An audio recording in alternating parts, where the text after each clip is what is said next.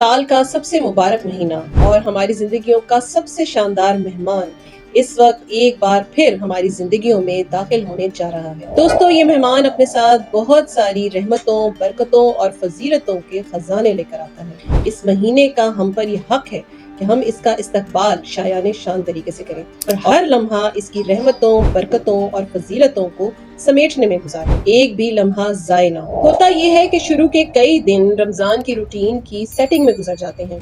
हमारा जिस्म रोजे का आदी नहीं होता, हमारे कामों की, सोने जागने की रूटीन डिफरेंट होती है जो हमें रमजान के हिसाब से चेंज करनी पड़ती है। तो उस रूटीन का आदी होने में कई दिन निकल जाते हैं। अगर हम अपनी बॉडी को और अपने ब्रेन को पहले से ही कुछ मैसेजेस भेज दें तो हम रमजान की फजीलतों का पहले ही दिन से फायदा उठा सकते हैं और कोई लम्हा भी ज़ाय होने से बचा सकते हैं। सबसे पहले तो रोजे का आदी होना, भूखा प्यासा रहने का आदी होना एक खास टाइम पीरियड के लिए, उसके लिए पहले से ही कुछ रोजे रख लीजिए।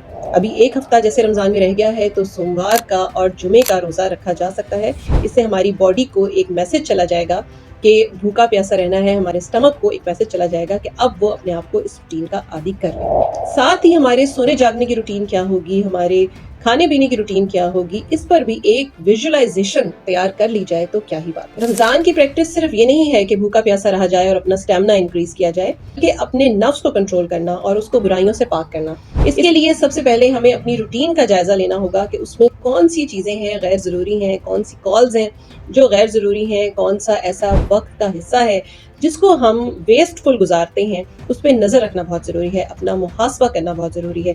तो आइए आज ही से अपना मुहासबा कीजिए, अपने वक्त पर कड़ी निगाह रखिए कि हम उसको कैसे खर्च करते हैं और कहाँ खर्च करते हैं। आज ही से ये सोचना शुरू कर दें कि हमने रमजान में कोई एक गलत आदत अपनी जिंदगी से निकाल देनी है और एक बहुत अच्छी आदत को अपना लेना है। मसलन बहुत सारी खवातीन हैं, वक्त की शॉर्टेज के लिहाज से वो अपनी नमाजों को भी फर्ज नमाजों तक महदूद कर देती हैं। हम इस रमजान फराइज के साथ सुन्नत पढ़ने का एहतमाम भी कर सकते हैं।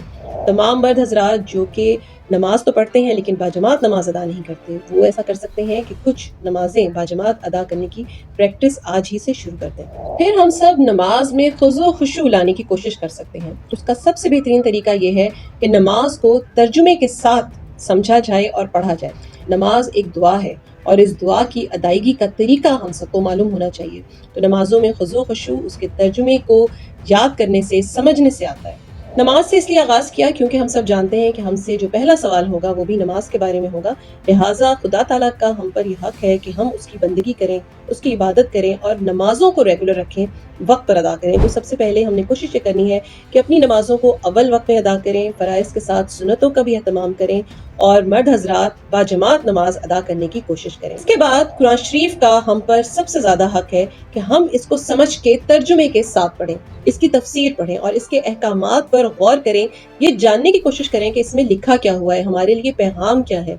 तो हम ये रूटीन सेट करें कि कुरान शरीफ को तर्जुमे के साथ, चाहे हम जितना भी पढ़ सकते हैं, मुकम्मल तफसीर के साथ समझने की कोशिश करें। इसके साथ अपनी ज़बानों को दुरूद शरीफ से तर रखने की कोशिश की जाए। दुरूद शरीफ को अपनी रूटीन में शामिल किया जाए। दुरूद शरीफ वाहिद इबादत है जो अल्लाह ताला खुद भी फरमाते हैं। तो इसकी फजीलत, बरकत किस कदर ज़्यादा होगी ये तमाम मुसलमान समझ सकते हैं। और ये वो तोहफा है जो हुजूर पाक सल्लल्लाहु अलैहि वसल्लम को जाके फौरी तौर पर पेश कर दिया जाता है नाम लेकर। तो आज ही से हम ये कोशिश करें कि हमारा नाम उनकी महफिलों में हो, दुरूद पाक का खूबसूरत तोहफा हम उन तक पहुँचाएँ और अपनी ज़बानों को दुरूद पाक से तर रखें। कोशिश की जाए कि दुनियावी मामलात में भी अपनी ज़िंदगी से, अपनी शख्सियत से मनफी आदतों को छोड़ दिया जाए।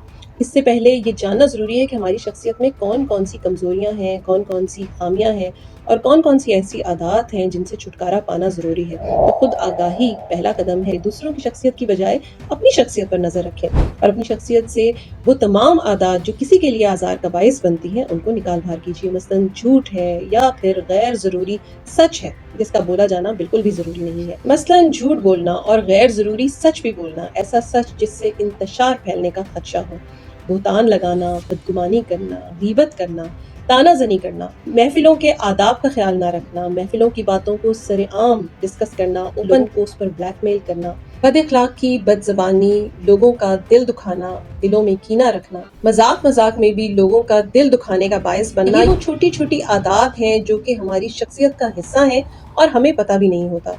ہم نمازیں تو پوری رکھتے ہیں، قرآن پاک کا علم بھی رکھتے ہیں، درس و تدریس بھی کرتے ہیں، لیکن ہم اپنی شخصیت سے ان چھوٹی چھوٹی باتوں کو پاک نہیں کرتے جو دوسروں کی زندگیوں میں زہر گھولتی ہیں اور ان کا دل دکھانے کا باعث بنتی ہیں۔ اس کے ساتھ کچھ اچھی عادات کو اپنانا، مثلاً صدقہ خیرات کرنا، اخلاص رکھنا، نیک نیتی رکھنا، دیانت داری اختیار کرنا، لوگوں کے کام آنا، ان کا عزت و احترام کرنا اور برداشت، یہ سب وہ نیک عادات ہیں جن کو ہمیں اپنی شخصیت میں شامل کرنے کی اشد ضرورت ہے۔ ہمیں دنیاوی معاملات میں بھی بالکل صاف اور ستھرا ہونے کی اشد ضرورت ہے۔ رمضان کی تیاری کا ایک اہم جز شاپنگ بھی ہے۔ رمضان کی شاپنگ، عید کی شاپنگ، جو کہ ہمیں چاہیے کہ ہم رمضان آنے سے پہلے ہی مکمل کر لیں تاکہ رمضان کے مہینے کو مکمل طور پر یکسو ہو کر عبادات میں گزارا جا سکے۔ اپنے ساتھ ضرورت مندوں کا بھی خیال رکھا جائے، خاص طور پر ہمارے گھریلو ملازمین جو ہم سے سب سے زیادہ اٹیچ ہیں، ان کا حق ہم پر سب سے زیادہ ہے۔ مثلاً ہمارے گھر کے چوکیدار، خانسامہ، سویپر، مالی، مینیجر، ڈرائیور، نہ صرف مالی طور پر ان کی مدد کی جائے بلکہ کاموں میں بھی ان کو جس حد تک ممکن ہو ریلیکس رکھا جائے تاکہ یہ اپنی عبادت بھی یکسو ہو کر سکیں اور رمضان کا حق ادا کر سکیں۔ ہمارے ہاں ہوتا یہ ہے کہ گھریلو ملازمین پر رمضان میں بہت زیادہ بوجھ آ جاتا ہے، خاص طور پہ خانسامہ پر سب سے زیادہ ذمہ داری آتی ہے، ان کی راتوں کی نیند بھی پوری نہیں ہوتی، سحری بنانے میں اور افطار بنانے میں بھی ان کا عبادت کا بہت سارا وقت صرف ہو جاتا ہے۔ وقتی طور پر ایک اضافی ملازم رکھ کر بھی ہم اس مسئلے کو حل کر سکتے ہیں۔ کم از کم ایک مہینے ہم کسی کے روزگار کا باعث بن سکتے ہیں، اس کے ساتھ ہی وہ ہمارے ملازمین کے برڈن کو بھی شیئر کر سکتا ہے۔ ہم نے دیکھا ہے کہ رمضان میں خواتین بہت زیادہ تھکن کا شکار ہو جاتی ہیں کیونکہ ہمارے ہاں ایک لمبا چوڑا فرمائشی پروگرام چلتا ہے افطاری میں بھی کہ اس چیز کے بغیر افطاری نہیں ہو سکتی اور فلاں چیز کے بغیر سحری نہیں ہو سکتی، اور ہم اس سلسلے میں خواتین کو ذرا سی بھی ریلیکسیشن دینے پر تیار نہیں ہوتے۔ تو اس رمضان اپنی خواتین پر بھی خصوصی توجہ دیں، ان کے آرام کا، ان کی صحت کا اور ان کی عبادات کا بھی خیال رکھیے تاکہ وہ بھی یکسو ہو کر اس مہینے کی تمام تر برکتوں سے فیض یاب ہو سکے۔ ایسا نہیں ہے کہ رمضان کے پکوانوں کا اہتمام نہ کیا جائے اور اپنی میزوں کو سحر و افطار کے پکوانوں سے نہ سجایا جائے، بلکہ اس رمضان یہ پریکٹس کی جا سکتی ہے کہ وہ تمام خواتین جو پروفیشنلی کھانا بناتی ہیں، پروفیشنلی کچھ فوڈ آئٹم پرووائڈ کرتی ہیں، ان کی مدد دی جائے۔ اس سے یہ ہوگا کہ نہ صرف آپ کے گھر کی خواتین کی مدد ہو جائے گی بلکہ کچھ خواتین کا جو ضرورت مند ہے ان کا روزگار بھی چلے گا۔ یہ مہینہ اپنے رب کو راضی کرنے کا مہینہ ہے۔ اللہ تعالیٰ سے دعا ہے کہ وہ ہم سے اور آپ سب سے راضی ہو جائے، ہماری عبادتوں سے، ہماری دعاؤں سے راضی ہو جائے۔